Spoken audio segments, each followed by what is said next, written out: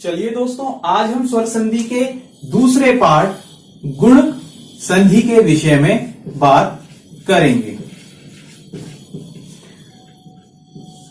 Video शुरू करने से पहले मैं आपको बता देता हूं, अगर आपने अभी तक चैनल को सब्सक्राइब नहीं किया है तो सब्सक्राइब अवश्य कर लें।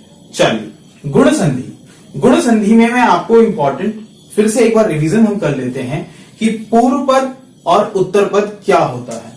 तो जो ये आपका प्लस है, इससे पहले वाले को, उसके जो फर्स्ट रहेगा उसे हम पूर्व पद कहते हैं और उसके बाद वाले को हम उत्तर पद कह के संबोधित करेंगे। चलिए, तो गुण संधि का पहला नियम, गुण संधि का एक उदाहरण देखते हैं। हम सबसे पहले हम देखते हैं सुर प्लस इंद्र।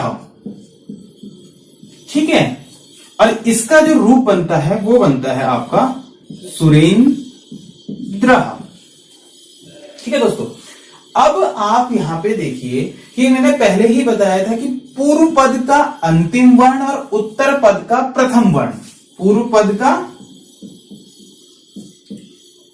अंतिम वर्ण और उत्तर पद का प्रथम वर्ण। जिन दोस्तों ने हमारे पहले वाला वीडियो नहीं देखा है दीर्घ संधि से संबंधित, आप उस वीडियो को अवश्य देखें, वहां पे आपको और भी विषय की क्लियरिटी हो जाएगी। तो हमने वहां पे बताया था आपको कि पूर्व पद के अंतिम वर्ण और उत्तर पद के प्रथम वर्ण के मध्य में हमेशा संधि कार्य होता है। तो उदाहरण हमने दिया, गुण संधि के विषय में हम बात करें, सुर इंद्र सुरेंद्र, यहां पे रूप सिद्ध हो रहा है। अब ये देखते हैं प्रक्रिया हुई कैसे। आप यहां पे देखेंगे, यहां पे अंतिम वर्ण क्या है। सामान्य तौर पे आप बोलेंगे र, किंतु ये र नहीं, र प्लस अ है। तो यहां पर जो आपका अंतिम वर्ण है वो है आपका अ। और उत्तर पद का प्रथम वर्ण क्या है आपका ई, ह्रस्व ई। दोनों की स्थिति में क्या हो रहा है, अ और ई को मिलकर आपका ए आदेश हो जाता है। अब आप इस स्थिति को नीचे देखें, आप सुर हलंत के साथ, और आपके पास आगे बचेगा आधन और द्र। क्यों? क्योंकि अ और इस ई को, उत्तर पद के प्रथम वर्ण ई को, दोनों को मिलकर ए आदेश हो गया। जब आप इस पूरी स्थिति को एक साथ मिलाएंगे तो आपके सामने जो स्थिति बनेगी वो बनेगी सुरेंद्र। ठीक है, सुरेंद्र रूप सिद्ध हुआ। चलिए, विषय क्लियर नहीं हुआ, कोई नहीं, एक और उदाहरण हम देखते हैं। हम दूसरा उदाहरण देखते हैं,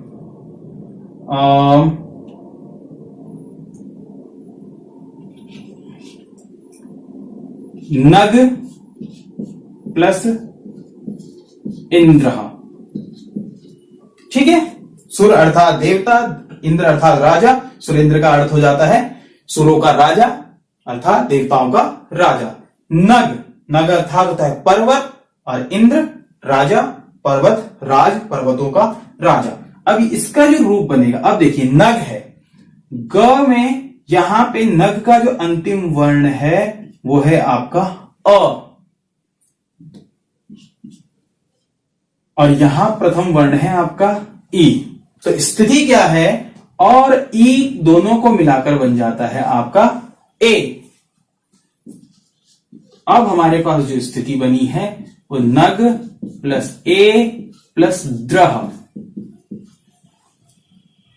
जब हम इस पूरे रूप को सिद्ध करेंगे तो हमारे पास स्थिति आ जाएगी नगेंद्र। ठीक है दोस्तों, अर्थात हमने पहला जो नियम है वो आपका सिद्ध होता है।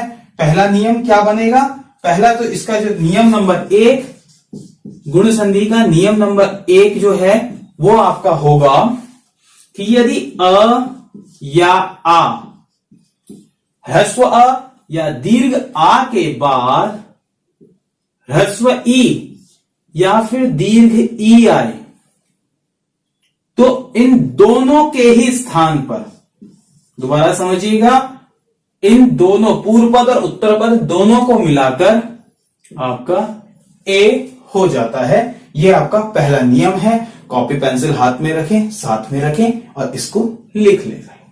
चलिए आगे चलते हैं। चलिए दूसरा एक उदाहरण देखते हैं हम। सूर्योदय।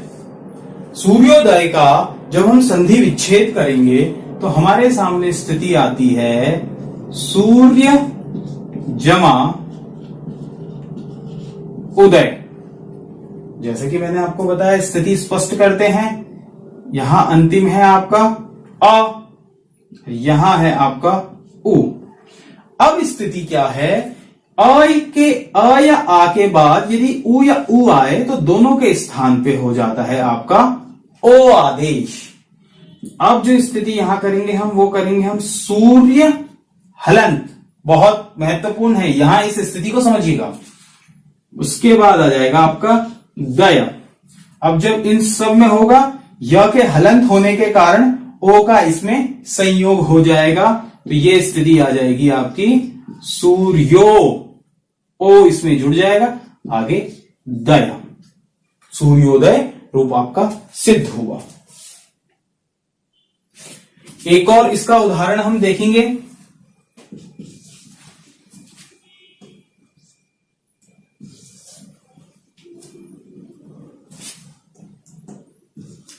सूर्य जमा ऊर्मी। ऊर्मी अर्थात किरणें। तो इस स्थिति में क्या होगा, जैसे कि यहां पर अंतिम वर्ण आपका अ है, यहां पर आपका दीर्घ उ है, तो दोनों जैसे हमने बताया दोनों मिलकर आपका ओ रूप बन जाता है। और यहां पे जो हमारे पास रूप सिद्ध होगा वो होगा आपका सूर्योर्मी। ठीक है, सूर्योर्मी रूप हमारे पास सिद्ध हुआ। अर्थात गुण संधि का दूसरा नियम, नियम नंबर 2, यदि अ या आ के बाद ह्रस्व उ या दीर्घ उ आए तो दोनों के स्थान में ओ आदेश हो जाता है। ठीक है, चलिए आगे बढ़ते हैं। चलिए आगे बढ़ते हैं और देखते हैं कि गुण संधि का अगला एक उदाहरण लेते हैं। हमने लिया यहां पे ब्रह्मर्षि। दोस्तों मैं बता देता हूं कि री से संबंधित ये उदाहरण परीक्षाओं में जरूर पूछे जाते हैं। ब्रह्मर्षि और एक और उदाहरण देख लेते हैं हम यहां पर, वर्षर्तु। अब ये किस प्रकार से वर्षर्तु बनाया और ब्रह्मर्षि बनाया, आप यहां पे देखिए। इसका हम संधि विच्छेद किया हमने, ब्रह्म समा ऋषि। ठीक है, अब जैसे कि हमने बताया कि पूर्व पद का अंतिम वर्ण, तो यहां पर अंतिम वर्ण क्या है आपका अ, और उत्तर पद का प्रथम वर्ण है आपका री। और गुण संधि का तीसरा नियम है, यदि अ या आ के बाद आपका री आए तो दोनों के स्थान में अर आदेश हो जाता है।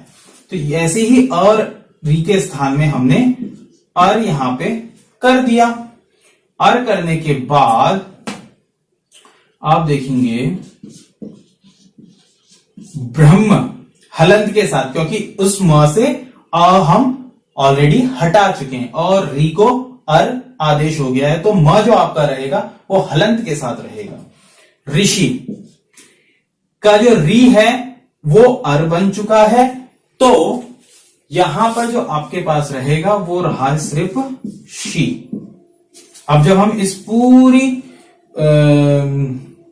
ये संकल्पना हमारे सामने आई है, इसको हम जोड़ेंगे, संयोग करेंगे, तो स्थिति हमारे सामने हो जाएगी ब्रह्म म पूरा, क्योंकि इस हलंत म में इस अ का संयोग हो गया।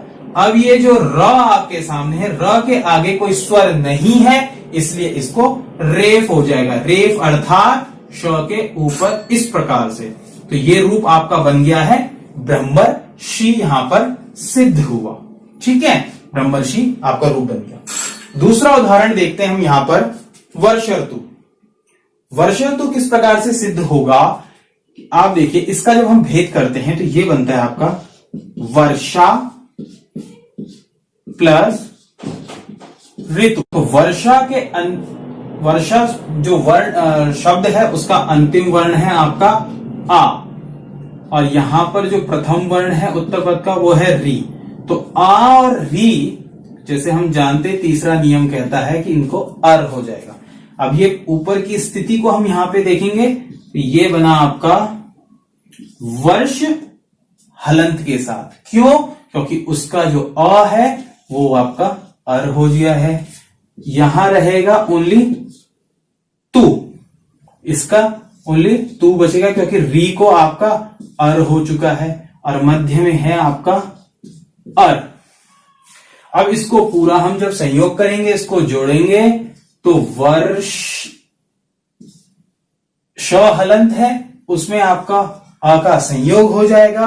र के आगे किसी भी प्रकार का स्वर ना होने के कारण उसको रेफ हो जाएगा और र आपका ये चला गया। तो हमारे पास जो श्रूप बनेगा वो बनेगा वर्ष तु। ठीक है दोस्तों, अंत में हम गुण संधि के सभी नियमों का सरलीकरण करेंगे। इसके नियम कौन कौन से हैं गुण संधि के? तो पहला नियम है गुण संधि का अ या आ के बाद। इसमें जो आपका एक चीज यहां पे समझनी, अंत में आप समझ लीजिए, जैसे कि पूर्व पद और आपका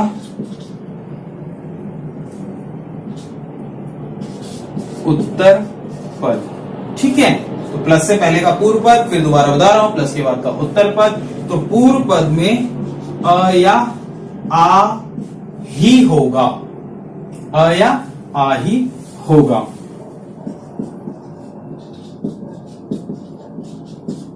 तो अ या आ के बाद यदि ह्रस्व ई या दीर्घ ई आए तो दोनों को मिलाकर, अब यहां पे ये समझिएगा, दोनों के स्थान पर होगा जो भी होगा।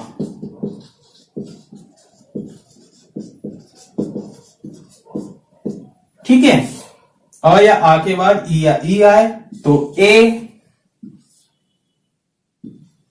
ह्रस्व उ या दीर्घ उ, मतलब छोटा उ या बड़ा उ आए तो ओ,